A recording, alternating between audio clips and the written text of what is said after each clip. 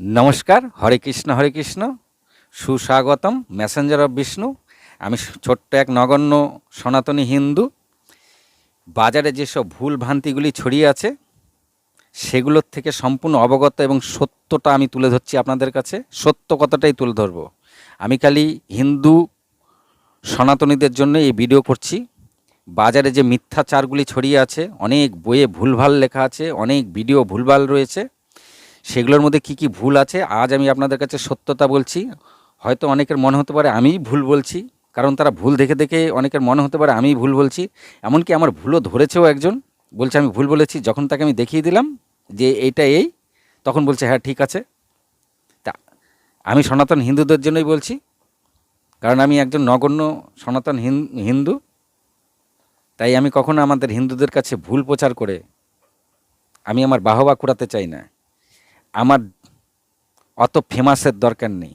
ভগবান আমাকে যেদিন ফেমাস করবেন বা যেদিন সবার কাছে নিয়ে যাবেন, কোটি কোটি হিন্দুদের কাছে নিয়ে যাবেন, সেটা ভগবানের ইচ্ছা। কিন্তু আমি আমার ভগবানের পদযুগল ছাড়া এক চুলো এদিক ওদিক নড়ব না। আমি সত্যটাই তুলে ধরবো, লজিক দিয়ে বলবো, কোনো আনলজিক্যাল আমি কোনো কথা বলবো না। হরে কৃষ্ণ, চলুন শুরু করি। আজকে আমি আপনাদের কাছে রাবণের কথা বলবো। রাবণ কতটা ভালো ছিল। রাবণের কি শুরুতেই রাবণ নাম ছিল? রাবণের মৃত্যুর পরে রাবণ কতটা পরাক্রমশীল, রাবণের মৃত্যুর পরে মন্দাদরির কি হলো? চলুন শুরু করি। রাবণ কিন্তু যখন জন্ম নেয় তখন তাই 10টা মাথা নিয়ে জন্ম নেয়। আর বাজারে কি ছড়িয়ে আছে, রাবণ দশবিদ্যায় পারদর্শী হয়েছিল বলে তার 10টা মাথা হয়েছিল। রাবণ দশবিদ্যায় পারদর্শী ছিল, তাই তার মাথা 10টা ছিল না। ভুল তথ্য বাজারে রয়েছে। আমি আপনাদেরকে বলছি সত্য তথ্য। রাবণ যখন জন্ম নেয় তখনই রাবণের 10টা মাথা ছিল। গর্ভ থেকে পড়েই রাবণের 10টা মাথা ছিল, তাই রাবণের নাম ছিল 10 গ্রীভা। এটা ছিল রাবণের রিয়েল নেম। রাবণের আসল নাম ছিল 10 গ্রীভা, রাবণ না। রাবণ শিবের আরাধনা, মহাদেবের আরাধনা কি প্রথম থেকে করত? মার্কেটে যেটা ছড়িয়ে আছে ভুল। রাবণ শুরু থেকেই মহাদেবের আরাধনা করতো না। রাবণ যেদিন দেখলো যে কুবের পুষ্পক বিমানে এসে ঘোড়া পুষ্পক বিমানে চলাফেরা করে, তখন রাবণ তার মা কৈকেশীকে জিজ্ঞাসা করেছিল যে এ কে। তখন কৈকেশী রাবণকে বলেছিল এ তোমাদের বড় ভাই, এর নাম কুবের, তুমি ওর মতন হতে পারবে? তখন রাবণ বলেছিল মাতা, আমি আপনার কাছে প্রতিজ্ঞা করছি আমি এর থেকেও বড় বৈভবশালী হব এবং এর থেকেও বড় শক্তিশালী হব। তারপরে রাবণ তার 2 ভাইকে নিয়ে বনে চলে গেছিলেন, গিয়ে ব্রহ্মার ধ্যান করেছিলেন, দেবাদিদেব মহাদেবের নয়। ব্রহ্মার ধ্যান করে ব্রহ্মাকে খুশি করার জন্য প্রত্যেক 1000 বৎসর পর পর তার একটা করে মাথা কেটে কেটে তিনি যজ্ঞের মধ্যে আহুতি দিয়ে দিচ্ছিলেন। যখন শেষ ধরটা বেঁচে ছিল, যখন সেটা দিতে যাবেন, তখন ব্রহ্মা এসে তাকে বর প্রদান করে। আর বাজারে যেটা ছড়িয়ে আছে তিনি খুব প্রথম থেকেই মহাদেবের ভক্ত না। রাবণকে বরদান কে দিয়েছিল? ব্রহ্মা দিয়েছিল। তাহলে রাবণ কি করে মহাদেবের ভক্ত হয়ে গেল? রাবণ মহাদেবের ভক্ত হলো তখন, রাবণ তো তখন কুবেরকেও হারিয়ে দিয়ে কুবেরের পুষ্পক বিমান যখন কেড়ে নেয়, তখনও রাবণের নাম 10 গ্রীভা, এবং সারা দুনিয়া তখন জয় করছে, তখনও রাবণের নাম রাবণ হয়নি, 10 গ্রীভা নাম। যেদিন কৈলাস পর্বতের সামনে দিয়ে পুষ্পক বিমান নিয়ে যাচ্ছিল, তখন নন্দী বাধা দেয় যে এখান দিয়ে বিমান ওড়ানো যাবে না। তখন রাবণ জিজ্ঞাসা করল কেন? বলে এখানে আমার প্রভু দেবাদিদেব মহাদেব বসবাস করেন, এখান দিয়ে বিমান চলাচল করার আজ্ঞা নেই আমার প্রভুর। তখন বলল কে তোমার দেবাদিদেব মহাদেব? তখন নন্দী বলেছিল শঙ্কর। কে এই শঙ্কর? আমি কাউকেই মানি না। রাবণ বলেছিলাম কাউকেই মানি না, একমাত্র ব্রহ্ম ছাড়া। তখন রাবণ কি করেছিল, ওই বিমান যেতে দেবে না, তো এই পাহাড়ই আমি রাখবো না।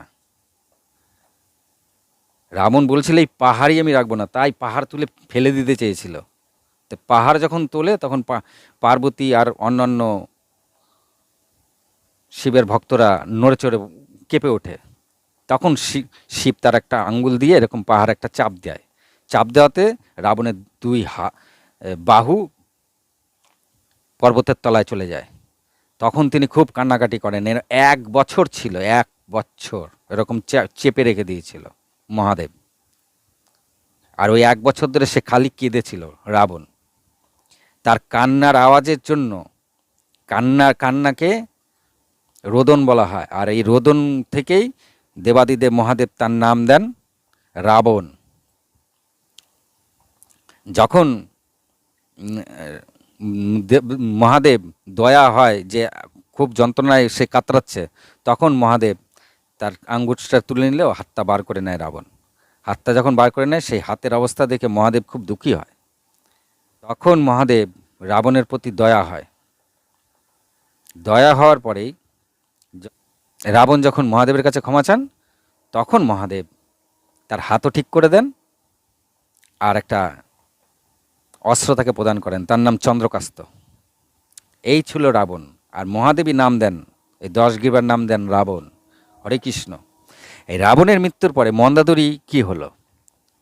মন্দাদরী ছিল পঞ্চনারীর মধ্যে এক নারী। পঞ্চনারী কাদের বলে?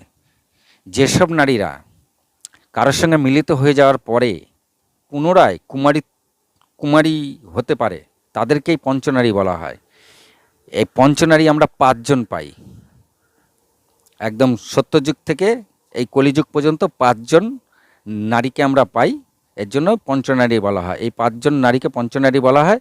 এবং এরা কোনো পুরুষের সঙ্গে মিলিত হওয়ার পরে পুনরায় সে আবার কুমারিত্ব ফিরে পেত। এই কুমারিত্ব কী করে ফিরে পেত? এর জন্য তাকে যজ্ঞে অগ্নি স্নান করতে হতো। তা এইভাবে এই মন্দাদরীও এক পঞ্চনারীর এক নারী ছিল। রাবণের মৃত্যুর পরে রাজনৈতিক কারণে বিভীষণ যখন মন্দাদরীকে বিবাহ করতে চায়, মন্দাদরী তখন রাজনৈতিক কারণে বিভীষণের সঙ্গে বিবাহ করে।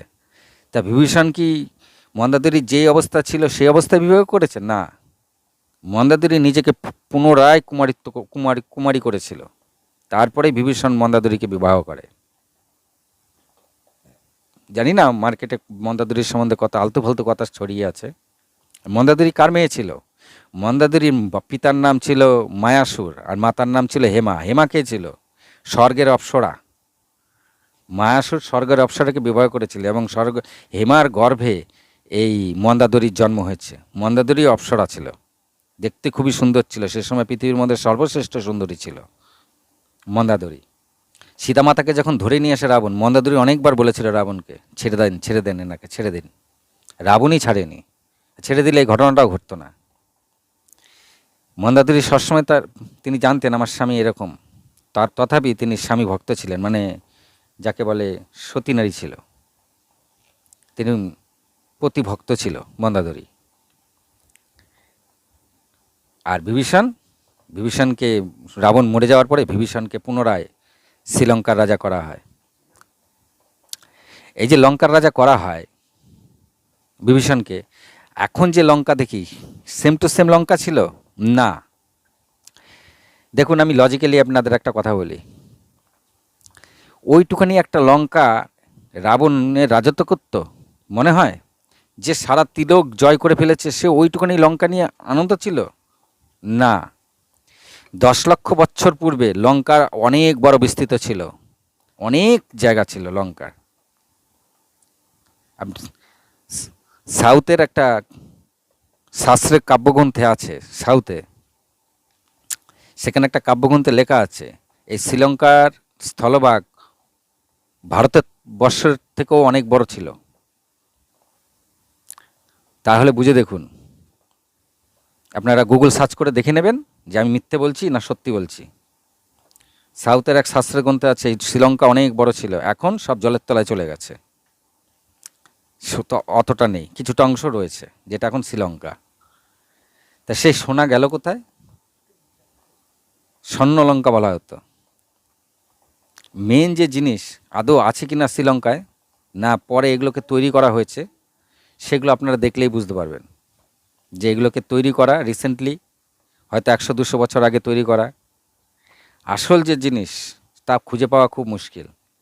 একটা জিনিস খুঁজে পাওয়া যায়, সেটা হচ্ছে দ্বারকার শহর সমুদ্রের তলায়। কিন্তু রাবণের যে মেন শ্রীলঙ্কা এখন আছে কি না কিছু তার অবশিষ্ট, আর নানান রকম ছাপকে, পায়ের ছাপ, হাতের ছাপ, যাই ছাপই থাক, যেখানেই থাক ভারতবর্ষে তথা শ্রীলঙ্কায়, লক্ষ লক্ষ বৎসরের আগের সেই ছাপ এখনো কি থাকে? অনেকে এসব বলে চালিয়ে যাচ্ছে। আমাদের হিন্দু ধর্মকে যে যেইভাবে পারছে কুলুষিত করে যাচ্ছে, কিছু বলার নেই, আমারও কিছু করার নেই। আমি একজন নগণ্য সনাতন ধর্মী। আমি অনেক জায়গায় অনেক কিছু দেখেছি, সেখানে যা কিছু একটাকে দেখিয়ে দিয়ে এই ভগবানের নাম করছে, যার জন্যে আমাদের ভগবানের এত দুর্নাম। মার্কেটে অনেক বাজে কথা ছড়িয়ে আছে আমাদের দেবদেবী সম্বন্ধে। আমি এখানে একটা কথা আপনাদেরকে বলতে চাই, দুর্গা ঠাকুর একটাই, কিন্তু আপনি প্রত্যেকটা মণ্ডপে আলাদা মুখ পাবেন। তাহলে এত মুখ কেন আমাদের দুর্গার? দুর্গা তো একটা মুখ একটা হওয়ার কথা, এত রকম মুখ কেন আমাদের দুর্গা প্রতিমার? মহিষাসুরমর্দিনী, তার প্রত্যেকটা মণ্ডপে যাবেন আলাদা মুখ, প্রত্যেকটা মণ্ডপে যাবেন আলাদা মুখ, কিন্তু মহিষাসুরমর্দিনী তো একজনই। এর মেন কারণ কি? যে প্রতিমা তৈরি করে সে তার নিজের মনে যা বিচার ভাবনা আসে সেই সিস্টেমে সে তৈরি করে। তা বোঝা গেল, পৃথিবীর যেখানে যাই থাকুক না কেন, মূর্তি যেরকম রূপেই থাকুক না কেন, ভগবান একটাই, তার মুখও একটাই ছিল। এখন বর্তমানে যে তার নিজের ইচ্ছা মতন করে বানিয়ে নিচ্ছে। তবে মূর্তি বানালেই যে তাকে পূজা করা যাবে তা কিন্তু নয়। মূর্তি বানিয়ে তার মধ্যে প্রাণ প্রতিষ্ঠা করতে হয়। যেমন রাম মন্দির, রামের মূর্তি তৈরি করার পরেই কিন্তু তাকে পূজা করা হয়নি, তার মধ্যে প্রাণ প্রতিষ্ঠা হওয়ার পরেই কিন্তু পূজা শুরু হয়েছে আমাদের শ্রীরামের। তো বোঝা গেল। তো হরে কৃষ্ণ। আজকে এই পর্যন্তই রাবণের সম্বন্ধে। এক দু কথায় হয় না, জাস্ট আমি ছোট করে ছেড়ে দিচ্ছি। ভালো থাকবেন, সুখে থাকুন, সত্যটা জানুন, লজিক দিয়ে ভাবুন।